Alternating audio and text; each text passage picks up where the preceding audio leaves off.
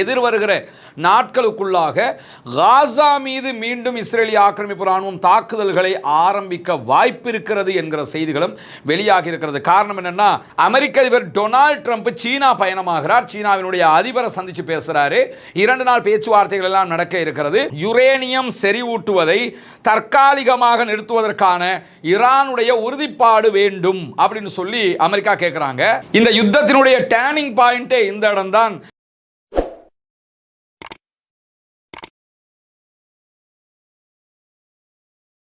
அன்பிற்கினிய சகோதர சகோதரிகளே, நம் அனைவர் மீதும் ஏக இறைவனுடைய அமைதியும் கருணையும் உண்டாகட்டுமாக என்கிற உயரிய பிரார்த்தனைகளோடு, பாலஸ்தீனம் மீதான இஸ்ரேலிய ஆக்கிரமிப்பு ராணுவத்தினுடைய யுத்தம் முடிவுற்றதற்கு பிறகு, ஒரு யுத்த நிறுத்தமாக மாற்றப்பட்டதற்கு பிறகு அடுத்த கட்டமாக ஈரான் மீதான ஆக்கிரமிப்பு தாக்குதலை அமெரிக்காவோடு இணைந்து இஸ்ரேலிய ஆக்கிரமிப்பு ராணுவம் நடத்தி இருந்தது.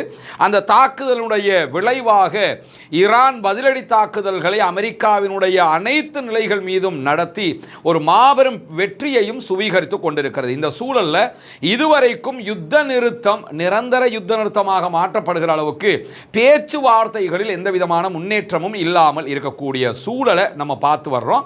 இதற்கிடையில் இன்றைக்கு வெளியாக இருக்கக்கூடிய ஒரு செய்தி பிரகாரம், அல் ஜசீராவினுடைய அரபு தளம் வெளியிட்டிருக்கக்கூடிய செய்தி பிரகாரம், எதிர்வருகிற நாட்களுக்குள்ளாக காசா மீது மீண்டும் இஸ்ரேலிய ஆக்கிரமிப்பு ராணுவம் தாக்குதல்களை ஆரம்பிக்க வாய்ப்பு இருக்கிறது என்கிற செய்திகளும் வெளியாகி இருக்கிறது. காரணம் என்னன்னா, அவங்க எந்த எல்லோ பார்டர்ல இருந்து ரிட்டர்ன் போனாங்களோ அதே பார்டருக்கு அவங்க ரிட்டர்ன் அதை எல்லோ பார்டராக மாற்றி வச்சிருக்கிறாங்க. காசாவினுடைய பகுதிகளை முன்னாடி அவங்க பிடிச்சுக்கிட்டே வர்றாங்க. இது இஸ்ரேல் மீண்டும் ஒரு யுத்தத்தை ஆரம்பிப்பதற்கான முயற்சி எடுக்கிறது என்று விற்பனர்கள் சொல்லுகிறார்கள்.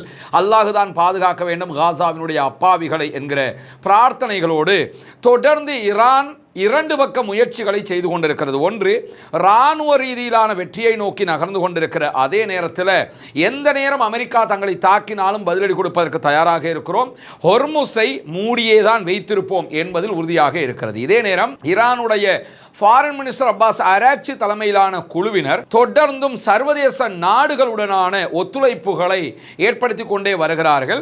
தங்களுடைய நாட்டினுடனான ராஜதந்திர உறவையும் எங்களோட இவங்க இருக்கிறாங்க என்பதையும் உலகத்திற்கு பறைசாற்றுவதுதான் அவர்களுடைய நோக்கமாக இருக்கிறது. இப்படி 2 வேலைகளை அவங்க பண்ணிக்கிட்டு இருக்கிறாங்க. அந்த அடிப்படையில் நமக்கு தெரியும், பாகிஸ்தானுக்கு போன அப்பாஸ் அராக்சி கடந்த ஏப்ரல் மாதம் 24ஆம் தேதி அதற்கு பிறகு ஓமான் போனார். பிறகு ஓமானிலிருந்து மீண்டும் பாகிஸ்தான் லேண்ட் ரூட் ஒப்பந்த புதுப்பிச்சாரு.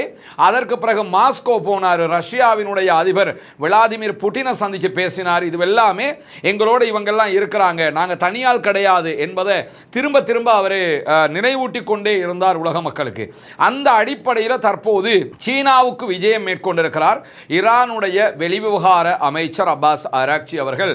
சீனாவினுடைய பல தலைவர்களையும் சந்தித்து பேச்சுவார்த்தை நடத்தி கொண்டிருக்கிறார். இந்த பேச்சுவார்த்தை தொடர்பான மிக முக்கியமான செய்திகள் வெளியாகி இருக்கிறது. குறிப்பாக அப்பாஸ் அராக்சி 3 குறிக்கோள்களோடு சீனாவை சென்றடைந்திருக்கிறார். அதில் முதலாவது குறிக்கோளாக பார்க்கப்படுவது என்னன்னா, யுத்தம் குறித்த ஈரானுடைய நிலைப்பாட்டை சீனாவுக்கு தெளிவுபடுத்துவது. நாங்க இந்த ஸ்டாண்ட்ல தான் நிற்கிறோம் அப்படிங்கிறத யுத்தம் பற்றி அவர்கள் ஒரு தெளிவை கொடுப்பது. அதே போன்று தெஹ்ரான் உண்மையிலேயே இந்த யுத்த விவகாரத்தில் ஒரு விதமான தீர்வை நோக்கித்தான் நகர்ந்து கொண்டிருக்கிறது என்பதை உறுதியாக எடுத்துச் சொல்வதுதான் அவர்களுடைய முதல் நோக்கமாக இருக்கிறது.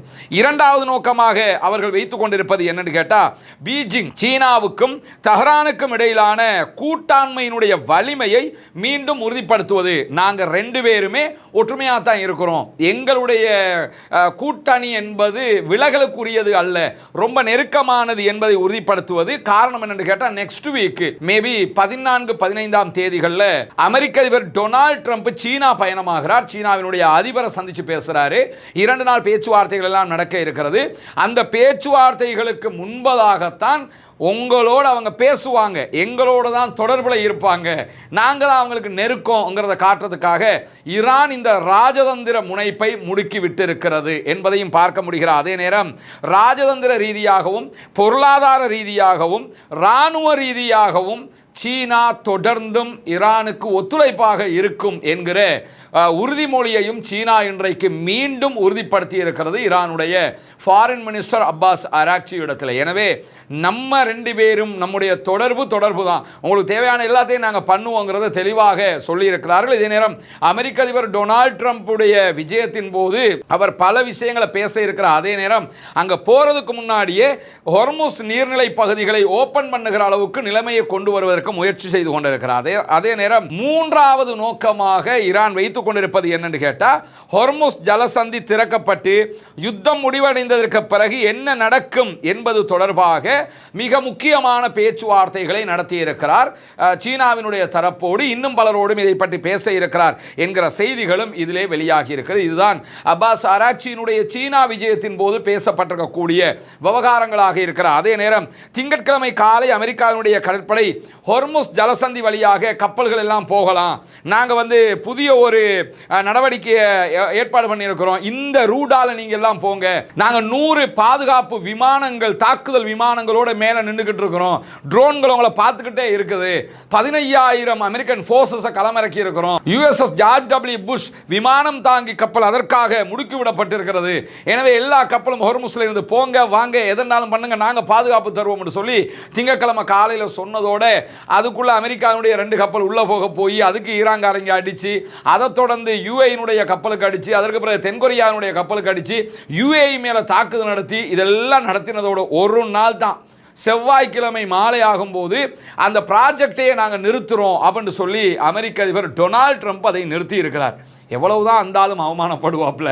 ஏன்னா அந்த அமெரிக்காவினுடைய முன்னாள் அதிபர் பராக் ஒபாமா கடந்த வாரம் ஒரு நிகழ்விலே கலந்து கொண்டிருந்தார், சர்வதேச நிகழ்வு ஒன்றில். அதில் அவரிடத்தில் இந்த உலகம் முழுவதும் நடக்கிற பிரச்சனைகளுக்கு காரணம் என்ன என்று கேட்கும்போது அவர் சிரிச்சுக்கிட்டு சொன்ன பதில் என்னன்னு கேட்டால், வயதான முதியவர்களிடத்தில் ஆட்சி கொடுக்கப்படுவது அதுதான் பெரிய பிரச்சனைக்கு காரணம். அவங்கள திமிரு அடங்க மாட்டாது, திமிரு கூடிரும், அதிகாரம் கையில் இருக்குது, என்ன பண்ணுறதுன்றே அவங்களுக்கு தெரியாது, தெரியாமல் பண்ணுற பித்னாக்களால் பிரச்சனைகளால் தான் இவ்வளவு பிரச்சனை என்று சொல்லி அவர் டொனால்ட் ட்ரம்புடைய பெயரை சொல்லாமல் இந்த செய்திகளை சொல்லி இருந்ததை நம்ம பார்க்க முடிந்தது. அந்த மாதிரி டொனால்ட் ட்ரம்ப் எதையாவது பண்ண போய் எதையாவது பண்ணிக்கிறாருங்கிறத திட்ட தெளிவாக காண்கிறோம். செவ்வாய்க்கிழமை ஈவினிங் ஆகும்போதே இந்த ப்ராஜெக்ட் அவர் நிறுத்திட்டாரு. கப்பல் எல்லாம் நின்ன இடத்துல நின்றுகிட்டு இருக்குது, எந்த கப்பலாலையும் நகர முடியாமல் இருக்கிறது. குறிப்பாக பாகிஸ்தானும் பிற நாடுகளும் எங்களிடத்தில் கோரிக்கை வைத்தார்கள், இதை செய்யாதீர்கள், சமாதானமாக பேசி முடிப்போம் என்றார்கள், எனவே நிறுத்தி இருக்கிறோம் அப்படிங்கிறாரு. அதுக்கெல்லாம் நிறுத்தல, துபாய்க்கு விழுந்த அடியோட தேவையில்லாத வேலை, நம்ம இதை நிறுத்திக்கிறோம் என்று சொல்லி அமெரிக்கா பின்வாங்கி இருக்கிறது என்பதை பார்க்க முடிகிறது. அதே நேரத்தில் ஹொர்முஸ் ஜலசந்தியில் நடந்த தாக்குதல்களில் தங்களுடைய கப்பல்களும் குறிவைக்கப்பட்டிருக்கிறது என்று பிரான்சினுடைய கப்பல் போக்குவரத்து நிறுவனம் உறுதி செய்திருக்கிறது. ஏற்கனவே இந்த ஒரு நாளைக்குள்ள நகர முனைப்படுத்த கப்பல்கள் மீது ஐஆர்ஜிசி தாக்குதல் நடத்தியிருந்தது. அதில் பிரான்சினுடைய கப்பல் தளபாட நிறுவனமாக இருக்கக்கூடிய CMA-CGM என்கிற நிறுவனத்தினுடைய கப்பல் ஹொர்முஸை கடப்பதற்கு முயற்சி செய்த நேரத்தில் தாக்குதலுக்கு உள்ளாகி இருக்கிறது. சான் ஆண்டோனியோ என்கிற கப்பல் தான் தாக்குதலுக்கு உள்ளாகி இருக்கிறது என்கிற செய்திகள் இன்றைக்கு வெளியாகி இருப்பதை நம்ம பார்க்க முடியும். இந்த நேரத்தில் அமெரிக்காவினுடைய அதிபர் டொனால்ட் ட்ரம்ப் ஒரு அறிவித்தல் எடுத்திருக்கிறாரு. ஈரானுக்கு நாங்கள் புதிய ப்ரொபோசலை கொடுத்துருக்கோம். இப்போ அவங்க ஒரு ப்ரொபோசல் கொடுத்துருக்காங்க, நாங்க இந்த யுத்தத்தை நிறுத்தணும்னு சொல்லி நாங்கள் ஒரு ப்ரொபோசல் கொடுத்திருக்கிறோம். அதை ஈரான் அக்செப்டபிள் என்று சொன்னால், அதை ஏற்றுக்கொண்டு விட்டார்கள் என்று சொன்னால் உடனடியாக யுத்தம் முடிவுக்கு வரலாம் அப்படின்னு சொல்லியிருக்கிறாரு. அதில் ஹொர்முஸ் ஜலசந்தியை திறப்பதற்கான ஒப்பந்தத்தை தெஹ்ரான் ஏற்றுக்கொள்ள வேண்டும். ஏற்றுக்கொள்ள தவறும் பட்சத்தில் தெஹ்ரான் மீது மிக கடுமையான தாக்குதல்களை நடத்துவோம் என்று சொல்லியிருக்கிறாரு. ஒன்றை மட்டும் புரிஞ்சுக்கிறீங்க, தாக்குதல் நடத்தி வாங்கி கட்டிக்கிட்டாங்க, திரும்ப தாக்குதல் நடத்துகிற கதையே கிடையாது. ஆனால் தாக்குதல் நடத்துவோம் அப்படின்னு சொல்லி அவர் சொல்லிக்கிட்டே இருக்கிறார். மே மாதம் 1ஆம் தேதி நடத்துவேன், ஏப்ரல் மாதம் கடைசியில் நடத்துவேன் சொல்லிக்கிட்டு இருந்தார். அவருடைய லட்சணம் என்னங்கிறது உலகத்துக்கே தெரிந்திருக்கக்கூடிய நேரத்தில் இப்படியான ஒரு செய்தியையும் சொல்லியிருக்கிறார். அமெரிக்காவினுடைய முன்மொழிவை ஈரான் பரிசீலித்து வருகிறது என்கிற செய்திகளை இன்றைக்கு ஈரானுடைய ஃபாரின் மினிஸ்ட்ரி வெளியிட்டிருக்கக்கூடிய அறிவிப்பில் நம்ம பார்க்க முடியும். யுத்தத்தை முடிவு கொண்டு வருவதற்கான அமெரிக்காவினுடைய முன்மொழிவை நாங்கள் பரிசீலித்து வருகிறோம் அப்படின்னு சொல்லி ஃபாரின் மினிஸ்ட்ரியினுடைய ஊடக பேச்சாளர் இஸ்மாயில் பகாய் வெளியிட்டிருக்கக்கூடிய அறிவிப்பு அறிவிப்பை இன்றைக்கு ஈரானுடைய பல ஊடகங்களும் சொல்லி இருக்கின்றன. இந்த முன்மொழிவுல என்ன இருக்குது அப்படின்னு பார்த்தீங்கன்னா, அவங்க ஒன்று கொடுக்குறாங்க, இவங்க மறுக்கிறாங்க, இவங்க ஒன்று கொடுக்குறாங்க, அவங்க மறுக்கிறாங்க. இப்போ அமெரிக்கா ஒன்று கொடுத்துருக்குறாங்க. அதில் என்ன இருக்குது அப்படின்னு சொல்லி நீங்கள் பார்த்தீங்கன்னு சொல்லி சொன்னால், யுரேனியம் செறிவூட்டுவதை தற்காலிகமாக நிறுத்துவதற்கான ஈரானுடைய உறுதிப்பாடு வேண்டும் அப்படின்னு சொல்லி அமெரிக்கா கேட்குறாங்க. இந்த யுத்தத்தினுடைய டேர்னிங் பாயிண்டே இந்த இடம் தான். அதைத்தான் அவங்க கோரிக்கையாக வச்சுருக்காங்க. நீங்கள் யுரேனியத்தை செறிவூட்டினா அந்த 60% செறிவூட்டி வச்சிருக்கிறாங்க. 450 கிலோகிராம் செறிவூட்டப்பட்ட யுரேனியம் இருக்குது. இதை கொண்டு 9-10 அணு ஆயுதங்களை தயாரிச்சிட முடியுங்கிறதுனால தான் அதை நிறுத்துங்கன்னு கேட்குறாங்க. ஒப்பந்தத்தில் அதை நிறுத்துங்கிறது.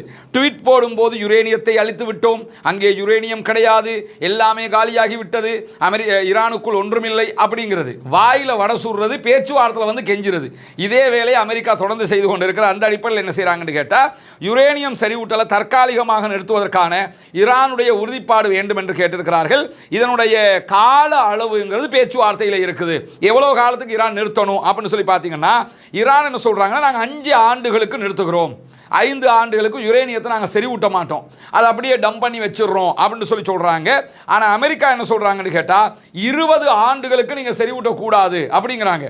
ஏன்னா ஏற்கனவே யூரோப்பிய யூனியனோட சேர்ந்து செய்த ஒப்பந்தத்தை விட சாலிடான சூப்பரான ஒரு ஒப்பந்தத்தை கொடுக்க வேண்டிய கடமை அமெரிக்க அதிபருக்கு இருக்குது. அதனால தான் அவர் என்ன செய்யறாருன்னு கேட்டால், நீங்கள் 5 வருஷம்னு சொல்றீங்க, நாங்கள் 20 வருஷம், இதைத்தான் அப்போ அவன் 5 வருஷமா இவன் 20 வருஷமா, அதைத்தான் திரும்பவும் சொல்லியிருக்கிறாங்க. 20 வருஷத்துக்கு நீங்கள் யுரேனியத்தை செறிவூட்டக்கூடாது. இந்த செறிவூட்டல் தடைங்கிறது 12 முதல் 15 ஆண்டுகள் வரை நீடிக்கும் என்று அதிலே குறிப்பிடப்பட்டிருக்கக்கூடிய சூழல்ல மீதான அமெரிக்காவினுடைய தடைகளை எல்லாம் அமெரிக்கா நீக்கும் என்று சொல்லி இருக்கிறார்கள். இந்த இதுகளுக்கெல்லாம் ஒப்புக்கிட்டீங்கன்னா, நாங்கள் வந்து தடைகளை நீக்குவோம், பில்லியன் கணக்கான டாலர் பெறுமதியான ஈரானுடைய சொத்துக்களை அமெரிக்கா விடுவிக்கும். இதுவும் அதிலே அமெரிக்கா கொடுத்திருக்கக்கூடிய ப்ரொபோசல். நீங்கள் அதை பண்ண, நாங்கள் இதை பண்ணுவோம். அதே மாதிரி 2 தரப்பினரும் ஹொர்முஸ் ஜலசந்தி வழியாக போவதற்கான கட்டுப்பாடுகளை நீக்க வேண்டும். அன்பிற்கினிய சகோதர சகோதரிகளே, கூட்டு குர்பான் திட்டம் கடந்த ஆண்டை போன்று இந்த ஆண்டும் செயல்படுத்துவதற்கான அறிவிப்பாகத்தான் இந்த செய்தியை உங்ககிட்ட நாங்கள் சொல்ல இருக்கிறோம். கடந்த ஆண்டும் நம்ம நபிகள் நாயகம் ஸல்லல்லாஹு அலைஹி வஸல்லம் அவர்களுடைய வழிகாட்டுதல் பிரகாரம், திருமறை குர்ஆனுடைய வழிமுறைகள் பிரகாரம் கூட்டு குர்பான் திட்டத்தில் குர்பானி பங்குகளை இணைத்து ஏழை எளிய மக்களுக்கு அதனுடைய பலனை கொண்டு போய் சேர்க்கிற பணியை செய்திருந்தது உங்களுக்கு எல்லாம் தெரியும். அந்த அடிப்படையில் இம்முறையும் அதே போன்று கூட்டு குர்பானி திட்டம் நடைமுறைப்படுத்த இருக்கிறது. இப்னு அப்பாஸ் ரலியல்லாஹு அன்ஹு அவர்கள் அறிவிக்கக்கூடிய ஆதாரபூர்வமான நபிமொழி திர்மிதி, இப்னு மாஜா உள்ளிட்ட பல நபிமொழி கிரந்தங்களிலே பதிவு செய்யப்பட்டிருக்கிறது. ஹஜ்ஜு பெருநாளுடைய நாள் வந்தது. நபிகள் நாயகம் ஸல்லல்லாஹு அலைஹி வஸல்லம் அவர்களோடு நாங்கள் ஒரு பயணத்திலே இருந்தபோது மாட்டிலே 7 பேரும் ஒரு ஒட்டகத்தில் 10 பேர் வீதமும் நாங்கள் கூட்டு குர்பானியில் ஒன்றிணைந்தோம் என்று சொல்லுகிறார்கள். எனவே கூட்டு குர்பானில் நம்ம இங்க ஒட்டகம் கிடையாது ஸ்ரீலங்கால. ஒரு மாடு தனியாக நீங்க வாங்கி குர்பானி கொடுக்கணும் நினைச்சீங்கன்னா அதற்கான தொகை 3 லட்சங்கள் என்று நிர்ணயிக்கப்பட்டிருக்கிறது. இதே நேரத்தில் ஒரு பங்காக கொடுக்கணும்னு விரும்பினீங்க என்று சொல்லி சொன்னா 7 பேர் இணைந்து ஒரு பங்கு என்கிற விதத்தில் ஒரு பங்கினுடைய விலை 43,000 இலங்கை ரூபாய்கள் என்று நிர்ணயிக்கப்பட்டிருக்கிறது. ஏழை எளிய மக்களுக்கு இதனுடைய பலன்கள் போய் சேரும் விதமாக இந்த கூட்டு குர்பானியுடைய திட்டத்திலே இணைய விரும்புகிற சகோதரர்கள் முன்னால் தெரிகிற நம்முடைய வங்கி கணக்கிலக்கத்திற்கு உங்களுடைய குர்பானுடைய பங்குகளுக்கான பணத்தொகைகளை அனுப்பி வைக்க முடியும். வெளிநாடுகளிலிருந்து இணைய விரும்புகிற சகோதரர்கள் இதற்கான பணத்தை அனுப்ப முடியாது எனும் பட்சத்தில் முன்னால் தெரிகிற என்னுடைய வாட்ஸ்அப் இலக்கத்திற்கு நீங்கள் தொடர்பு கொண்டீங்கன்னா எப்படி நீங்கள் பணம் அனுப்புவது என்கிற விவரங்கள் நம்ம உங்களுக்கு சொல்வதற்கு தயாராக இருக்கிறோம். எனவே கூட்டு குர்பானி திட்டத்திலே நபி வழி பிரகாரம் ஒன்றிணைந்து நாளை மறுமையிலே அதிகமான நன்மைகளை பெற்று ஜன்னத்துல் ஃபிர்தௌஸை அடையக்கூடிய பாக்கியத்தை வல்ல இறைவன் நம் அனைவருக்கும் தந்தருள்வானார். நீங்க ஹொர்முஸை திறந்துடும் ஈரான்காரங்க, நாங்களும் உங்க ஏரியாவுக்கு வரக்கூடிய கப்பல்களை எல்லாம் தடுத்து நிறுத்த மாட்டோம், நாங்களும் பின்னாடி போயிடுவோம். யுத்தம் முடிவுக்கு வந்ததாக அறிவிக்கப்பட்டு ஜலசந்தி மீண்டும் திறக்கப்பட வேண்டும், நீங்களும் யுத்தம் முடிவுக்கு வந்துருச்சுன்னு அறிவிச்சிடணும், நாங்களும் அறிவிச்சிருவோம், ஹொர்முஸை திறந்துடணும் அப்படின்னு சொல்லிட்டு இந்த அமெரிக்காவினுடைய தடைகளை நீக்குகிற விவகாரத்தில் ஒரு பெரிய ரெட்லைனாக நிற்பதே என்னன்னு கேட்டால் இந்த யுரேனியம் செறிவூட்டுகிற விவகாரம் தான். அதுதான் அவங்க அப்படி சொல்லி இருக்கிறாங்க.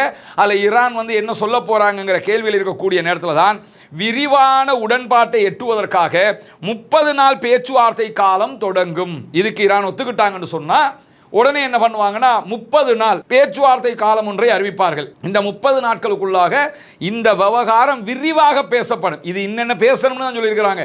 விரிவாக பேசப்படும். இந்த பேச்சுவார்த்தைகள் ஒன்றோ இஸ்லாமாபாத்தில் பாகிஸ்தான் தலைநகரில் நடக்கும், இல்லை என்றால் ஜெனீவாவில் நடைபெறலாம் என்கிற செய்திகள் வெளியாகி இருக்கிற அதே நேரம் ஹொர்முஸ் ஜலசந்தியாக போகிற கப்பல் போக்குவரத்துக்கு ஈரான் விதித்துள்ள கட்டுப்பாடுகள் அனைத்துமே நீக்கப்பட்டு ஈரானுடைய துறைமுகங்கள் மீதான அமெரிக்காவுடைய கடற்படை தடையும் இந்த 30 நாள் கால பகுதிக்குள்ள நீக்கப்படும். இவங்க விட்டுருவாங்க, அவங்க விட்டுருவாங்க என்கிற ஒப்பந்தம் எல்லாம் அதில் நடைமுறைக்கு வரும். இந்த 30 நாட்களுக்குள்ளேயே படிப்படியாக ஹொர்முஸை திறந்துருவாங்க அப்படின்னு சொல்லப்பட்டிருக்கு. இதுதான் அந்த அமெரிக்கா கொடுத்திருக்கக்கூடிய ப்ரொபோசல் இருக்கக்கூடிய தரவுகள் என்று சொல்லி அல் ஜசீரா தங்களுக்கு இந்த தகவல்கள் கிடைத்திருக்கிறது என்று வெளியிட்டு இருக்கிறார்கள். இந்த நேரத்தில் அல் ஜசீராவால் இன்றைக்கு தெஹ்ரான் பல்கலைக்கழகத்தினுடைய இணை பேராசிரியராக இருக்கக்கூடிய ஃபுவாத் இஸ்ஸாதி அவர்களிடத்தில் இது தொடர்பாக கருத்து கேட்டிருக்கிறாங்க. இப்படி ஒரு ப்ரொபோசல் வந்திருக்குது, இதை ஈரான் ஏற்றுக்கிறவாங்களா இல்லையான்னு கேட்கும்போது ஃபுவாத் இஸ்ஸாதி அவர்கள் சொல்லக்கூடிய செய்தி என்னன்னு கேட்டால், ஹொர்முஸ் ஜலசந்தியை பயன்படுத்துறதுக்காக கப்பல்களிடம் கட்டணங்களை வசூலிக்கிற திட்டங்களை கைவிட வேண்டும் என்று சொல்லியும் ஈரானிடத்தில் அமெரிக்கா கேட்குறாங்க. ஹொர்முஸில் போய் வர கப்பல்கள்கிட்ட நீங்கள் டோல்கேட் எடுக்கக்கூடாது, டோல்கேட் போடக்கூடாது, காசு வசூலிக்கக்கூடாது. அப்படி வசூலிக்கலை என்று சொல்லி சொன்னால் உங்களுக்கு தடைகளை நீக்கி முடக்கப்பட்ட நிதிகளை விடுவிப்போம்ங்கிற அந்த நிதிகளை விடுவிக்கிற பட்டியலில் இதுவும் இருக்குது. ஆனால் இதை ஈரான் ஏற்றுக்கொள்வதற்கு வாய்ப்பில்லை அப்படிங்கிறாரு ஃபுவாத் இஸ்ஸாதி அவர்கள். காரணம் என்னன்னா, இந்த யுத்தத்தில் நிறைய இழப்புகளை ஈரான் சந்தித்திருக்கிறது. அந்த இழப்புகளை ஈடுகட்டுவதற்கு இந்த இடத்துல வசூலிக்கிற பணத்தை கொண்டு தான் அவங்க பண்ண வேண்டி இருக்குது. எனவே அதை விடுவதற்கு வாய்ப்பில்லை என்று அவர் சொல்லுகிற அதே நேரத்தில் இன்றைக்கு ஈரானுடைய பந்தர் கமீர் என்கிற நகர பகுதிகளில் இருக்கக்கூடிய ஆளுநர் ஒரு முக்கியமான அறிவிப்பை விடுத்திருக்கிறார். அது என்ன அறிவிப்பு என்று சொல்லி சொன்னால், ஈரானுடைய கமீர் மாகாணத்தில் இருக்கக்கூடிய பகுதிகளில் புதன்கிழமை இரவில் இருந்து நிறைய சப்தங்கள் கேட்பதற்கு வாய்ப்பு இருக்கிறது, வெடிப்புகளை ஏற்படுவதற்கான வாய்ப்பு இருக்கிறது. இந்த வெடிப்புகளை கண்டு பொதுமக்கள் யாரும் அச்சப்பட வேண்டிய அவசியம் இல்லை, பயப்பட வேண்டிய அவசியம் இல்லை. அது அமெரிக்காவோ இஸ்ரேலோ நமக்கு போடுகிற குண்டுகள் அல்ல, அவங்க போட்டுக்கிற குண்டுகளில் சிலது வெடிக்காமல் இருக்குது, அதையெல்லாம் கொண்டு போய் ஒரு ஏரியாவில் வச்சு வெடிக்க வைக்க போகிறோம் அப்படின்னு சொல்லி அறிவிச்சிருக்கிறாங்க.